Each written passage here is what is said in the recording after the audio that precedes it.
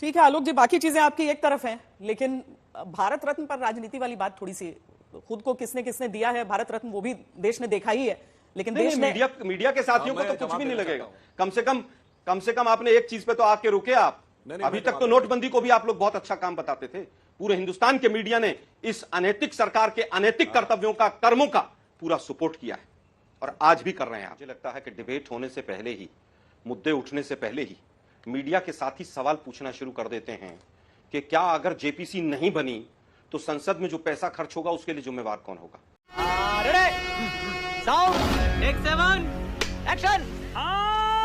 आलोक जी, आप लोग कह रहे हैं कि वहां गठबंधन में सब ठीक नहीं है, सुधांशु जी कह रहे हैं कि प्रतिस्पर्धा आपके आपस के दलों में भी है, और ये समझाइए कि ये एनडीए का प्रेरोगेटिव नहीं है कि वो तय करे कि टीडीपी को, जेडीयू को या बीजेपी का ही कोई व्यक्ति हो जिसे स्पीकर के इस पद के लिए वो उतारना चाहे मैदान में। ये कांग्रेस पार्टी या विपक्ष अपनी तरफ से क्यों थोपना चाह रही है कि नहीं टीडीपी का बनाइए या जेडीयू का बनाइए? क्या क्या कहना क्या चाह रहे हैं भाई आप? नहीं, हमने तो नहीं कहा बीजेपी से, किसी भी विपक्षी दल ने यह नहीं कहा कि बीजेपी टीडीपी के किसी व्यक्ति को स्पीकर बनाए। मैंने तो ऐसी कोई बाइट नहीं सुनी। अभी संजय राउत जी की बाइट में सुन रहा था आज तक पर, उन्होंने भी दो शब्द इस्तेमाल किए और उन्होंने कहा कि टीडीपी अगर अपना स्पीकर लेकर आती है तो हम आपस में बातचीत करेंगे इंडिया गठबंधन के लोग और कोशिश करेंगे। बातचीत और कोशिश, दो शब्द इस्तेमाल किए। तो हम तो थोप ही नहीं रहे। देखिए, उनकी सरकार है, उन्होंने सरकार बनाई है, वो सरकार चलाएं अच्छे से। एक अलग बात है कि हथियाई हुई सरकार है ये, तमाम जांच एजेंसियों की और इलेक्शन कमीशन की और तमाम, आज आप देख ही रहे हैं अखबारों में और तमाम चीजें क्या खबर चल रही हैं। तो हथियाई हुई अल्पमत की सरकार है, लेकिन उनकी सरकार है और स्पीकर पद उन्हीं को है, उनको बनाना है स्पीकर। अगर स्पीकर भी नहीं बना पाए तो सरकार ही गिर जाएगी। अब दूसरे विषय पर आते हैं। अभी सुधांशु भाई मेरे बहुत अच्छे मित्र भी हैं, इन्होंने मर्यादा की बात की, इन्होंने परंपरा की बात की। तो डिप्टी स्पीकर की परंपरा की हम बात कर लेते हैं। Deputy speaker maximum time opposition parties को दिया गया, ये परंपरा रही है। अब आगे वो परंपरा रहेगी कि नहीं रहेगी वो तो अब समय बताएगा। डिप्टी स्पीकर पिछले सत्र में रहा ही नहीं, ये शायद पहली बार था। पहली बार हुआ है कि 150 सांसदों को सस्पेंड करके आईपीसी के ऐसे कानून पास करा लिए गए। पहली बार हुआ है कि सेलेक्ट कमिटीज को मैटर सबसे कम गए। पहली बार हुआ है कि जेपीसी के माध्यम से कोई किसी तरह की कोई बात ही नहीं करता है। पहली बार हुआ है कि आप देखिए 3 कृषि के काले कानून हो, नोटबंदी हो, बड़े बड़े फैसले बिना किसी से सलाह किए संसद में पास किए करा लिए गए हो। खैर, वो गुजरात मॉडल है और वो पूरा देश देख रहा है। अब बात आप दिखाएंगे, आप ये करेंगे, आप वो करेंगे, ये करेंगे, वो करेंगे। है कि वाजपेयी जी का समय रहा हो, कौन सी परंपराएं रही हैं डिप्टी स्पीकर पर, और हमारे समय में कौन सी परंपराएं रही हैं। मैक्सिमम टाइम में देख रहा था कि अपोजिशन के लोगों को डिप्टी स्पीकर का पद मिला और ये 1960 के दशक से मैंने देखा तो कहीं ना कहीं ऐसा रहा। तो क्या परंपराएं और मर्यादाएं आगे चलेंगी? क्या परंपरा में और मर्यादा में यह भी है कि एक अकेला सब पर भारी? किसी देश के प्रधानमंत्री ने छाती पीट कर कहा हो कि एक अकेला सब पर भारी और संसद मेरे ठेंगे पर। संसद में क्या क्या हुआ, आपने संविधान बदलने की और तमाम चीजें सामने आई और उसके बाद आपने संविधान को माथे पर लगाया क्योंकि जनता ने जनादेश ऐसा दिया कि आपको समझ आ गई कि संविधान ही सर्वोपरि है। तो परंपरा और मर्यादा की बात संसद के मामले में कम से कम बीजेपी सरकार ना करे।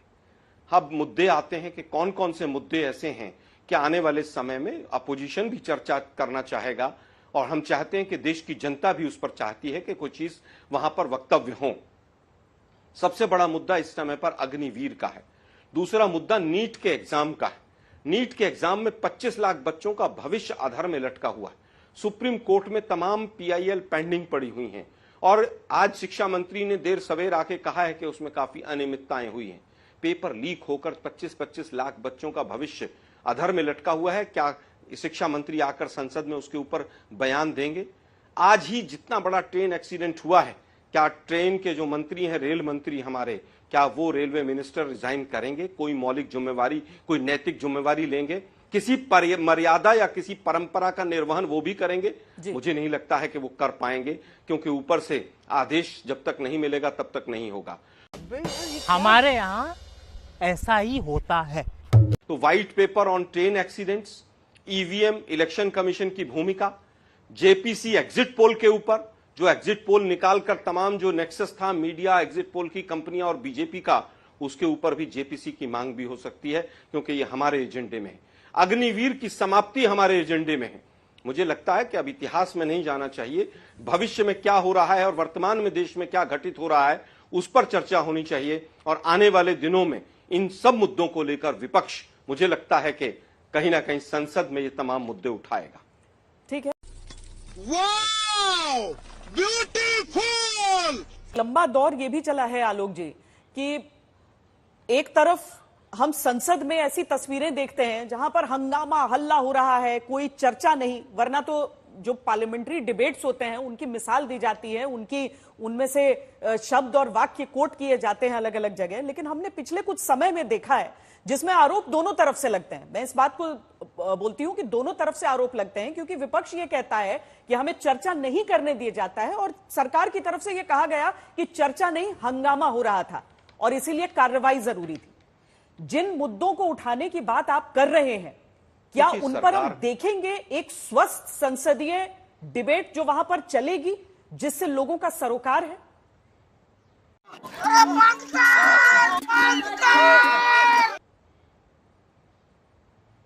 देखिए, मुझे लगता है कि डिबेट होने से पहले ही, मुद्दे उठने से पहले ही मीडिया के साथ ही सवाल पूछना शुरू कर देते हैं कि क्या अगर जेपीसी नहीं बनी तो संसद में जो पैसा खर्च होगा उसके लिए जिम्मेवार कौन होगा। तो मैं ये केवल ये कहना चाहूंगा कि प्रश्न जो है उसमें इतना वजन होना चाहिए कि दोनों पक्षों को उत्तर देने में 4 बार सोचना पड़े। अब बात आती है, सुषमा स्वराज जी और अरुण जेटली जी का नाम लिया इन्होंने। उन दोनों के वक्तव्य ऑन रिकॉर्ड है पार्लियामेंट में कि संसद चलाना सत्ता पक्ष का काम है, सरकार का। 2G के ऊपर 2.5 महीने तक संसद नहीं चली, और 2.5 महीने तक क्या वो बिजनेस एडवाइजरी कमेटी में था क्या मैटर? आज सुधांशु भाई आज बड़ी नैतिकता और मर्यादा की बात कर रहे हैं, और उसके बाद तमाम लोगों को क्लीन चिट मिली। क्या एक कोई सांसद आके माफी मांग सकता है देश से कि 2.5 महीने तक देश की संसद नहीं चली? नहीं। अब बात आती है वापस के उपराष्ट्रपति महोदय ने ये कहा, फिर राष्ट्रपति महोदय ने ये कहा। जब स्पीकर और उपराष्ट्रपति महोदय के ऊपर तमाम प्रश्न चिन्ह लगे कि किस तरह से वो हाउस को चला रहे हैं, किसको कितना समय दे रहे हैं, और खुल्लम खुल्ला उन चीजों का उल्लंघन हो, तो मर्यादा की बात नहीं की जा सकती है। क्या एक बार भी किसी ने भी, जितने भी तमाम लोग रहे यहां पर अभी तक पीछे, किसी ने भी एक बार भी ये कहा बीजेपी की तरफ से कि हां इस तरह की चर्चा होनी चाहिए या नहीं होनी चाहिए? अरे भाई, रिजेक्ट करना आपके हाथ में है, और आप बीजेपी के बिहाफ पर अगर नोटिस को रिजेक्ट करेंगे बार बार, तो सांसदों का अधिकार है कि वो आकर दोबारा से नोटिस दें। क्या राष्ट्रपति, उपराष्ट्रपति, चेयरमैन साहब को और स्पीकर साहब को क्या ये नहीं लगता कि 60-70 सांसद अगर वहां पर नोटिस दे रहे हैं तो उस विषय की इंपॉर्टेंस होगी? लेकिन अगर कांग्रेस या विपक्ष किसी भी चीज को उठाता है और वहां से प्रश्न चिन्हों के साथ और संसदीय जो परंपराएं हैं उनका उल्लंघन शीर्ष करता है, तो स्वाभाविक है कि मर्यादाओं की बात और उसकी नहीं की जा सकती है। ये बड़ी अच्छी बात कही आप। अब बात आती है लीडर ऑफ अपोजिशन के तीसरे प्रयास के बाद। अरे भाई, हमने तो 1952 में धुर विरोधी लोगों को लीडर ऑफ अपोजिशन और मंत्री के पद भी दिए हैं, क्योंकि हम लोकतंत्र में विश्वास रखते हैं। लेकिन आप लोगों का दिल बहुत छोटा है। जो व्यक्ति कहता है एक अकेला सब पर भारी, वो मणिपुर जा नहीं सकता है, और पूरे 10 साल के अंदर वो व्यक्ति एक प्रेस कॉन्फ्रेंस नहीं कर सकता है।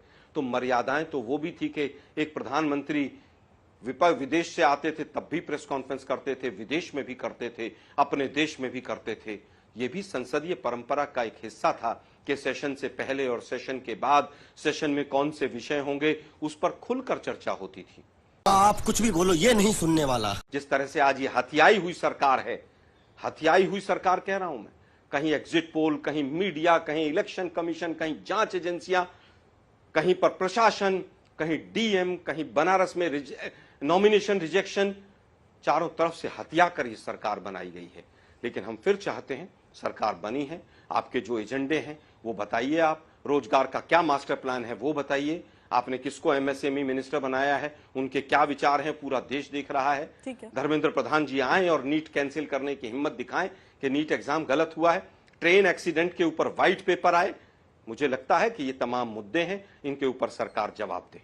अनैतिक बोलना भी हूँ क्या करिए बोल। आलोक जी, ये सारी चीजें बताइए और साथ में इस आरोप का भी जवाब और दीजिए। स्पीकर को निकाला गया हो पार्टी से। जी, और ये भी बता रहे हो कि एक ही परिवार को बढ़ाने की जिम्मेदारी केवल उठाते हुए, जबकि सुधांशु जी ये कह रहे हैं कि उनकी पार्टी ने तो आपकी पार्टी के नेताओं को सम्मान दिया। जवाब दें इस बात का। वाह वाह वाह वाह वाह वाह। मैं उत्तर देता हूं। भारत रत्न का जितना राजनीतिकरण इस सरकार ने किया, किसी ने नहीं किया। अभी चरण सिंह जी को भारत रत्न दिया क्योंकि 2 महीने 3 महीने चुनाव के लोकसभा के रह गए थे।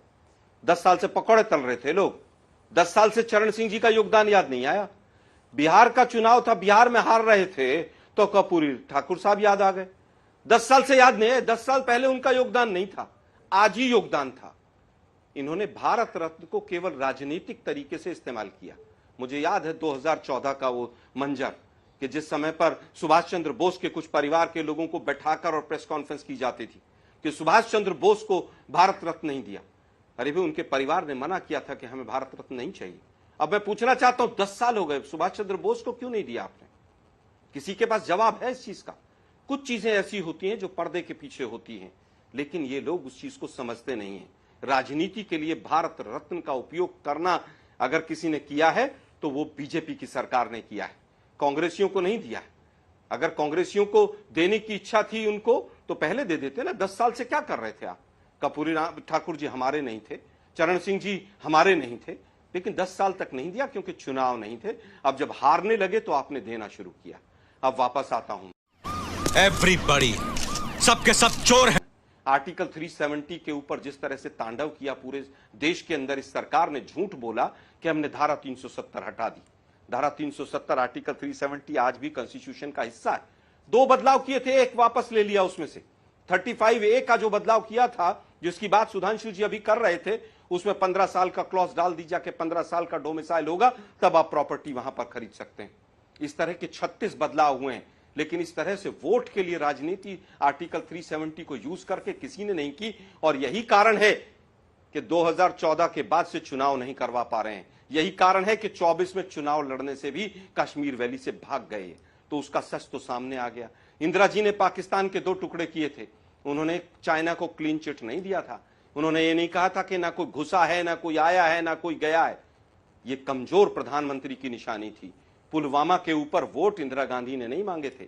Indira Gandhi, Indira is India, India is Indira लोग कहते थे। आज देश के प्रधानमंत्री को कमजोर प्रधानमंत्री, अहंकारी प्रधानमंत्री और झूठा प्रधानमंत्री कहा जाता है। हमें भी दुख होता है। पुलवामा के ऊपर वोट मांगे और पुलवामा के शहीदों को आज तक शहीद का दर्जा नहीं मिला। ये लोग भी बात करेंगे जम्मू कश्मीर की शहादत की। ये तो लेटेस्ट न्यूज है। कहूंगा किसने क्या क्या कहा उस बात को छोड़ दीजिए। देश के प्रधानमंत्री ने जिस तरह की अभद्र भाषा का उपयोग किया है पूरे चुनाव में, मुजरे तक पहुंच गए। मुसलमानों को प्रॉपर्टी दे देंगे, भैंस खोल के दे देंगे और मंगलसूत्र दे देंगे। मुझे लगता है कि ऐसी मर्यादा और ऐसे एग्जाम्पल ना कभी इतिहास में रहे, ना कभी भविष्य में रहे। मुझे लगता है कि जिस तरह से आज भी देश के प्रधानमंत्री को सहृदय के साथ जो मुद्दे हैं, मूल मुद्दे, खासतौर पर युवाओं के मुद्दे, उनका कद बढ़ेगा अगर वो आए और कहें कि अग्निवीर कल से समाप्त। वो आए और कहें कि नीट का एग्जाम खत्म और नीट के ऊपर दोबारा से हम इसके ऊपर एग्जाम कराएंगे। लेकिन दिक्कत यह है कि आरएसएस के तमाम लोग इस नीट के एग्जाम से जुड़े हुए हैं, वो हिम्मत नहीं कर पाएंगे। अब तो वैसे आरएसएस भी इनके खिलाफ मुखर होकर बोल रही है। देखिए कौन है एनटीए का चेयरमैन, कौन है सीबीएसई की चेयरमैन, कौन रही एक लेडी, कोई आईएएस कैडर, गुजरात कैडर की तो नहीं रही थी, पहले सीबीएसई एग्जाम लेता था ये। क्या तमाम जांच एजेंसियां जांच करेंगी? क्या ईडी एक बार भी नीट एग्जाम के लिए कहीं पर जाकर कहीं एक जगह छापेमारी करेगी? 40-50 लोग तो सुना बिहार में अरेस्ट हुए पड़े हैं। वो कह रहे हैं 30-30, 32-32 लाख रुपए में हमने पेपर खरीदा है। यूपीएससी का चेयरमैन कौन बना है? एसएससी का चेयरमैन कौन बना है? क्या उसके तार भारतीय जनता पार्टी, आरएसएस या गुजरात से तो नहीं जुड़े हुए? पिछले 10 साल का पूरा खाका आप निकाल कर देख लीजिए। देश के प्रधानमंत्री हैं आप, हिम्मत कीजिए। आप तो कहते हैं मैं 56 इंच का हूं, वैसे है नहीं आप, सीना आपका। आप आइए और कहिए नीट का एग्जाम कैंसिल और अग्निवीर योजना समाप्त। मैं कहूंगा कि युवा आपकी जय जयकार करेगा, लेकिन आप कर नहीं पाएंगे क्योंकि आप केवल तुलना कर सकते हैं कपड़ों में पंडित नेहरू से और इंदिरा गांधी से। आपके जितने भी क्रियाकलाप हैं वो हिंदू मुस्लिम वाले हैं।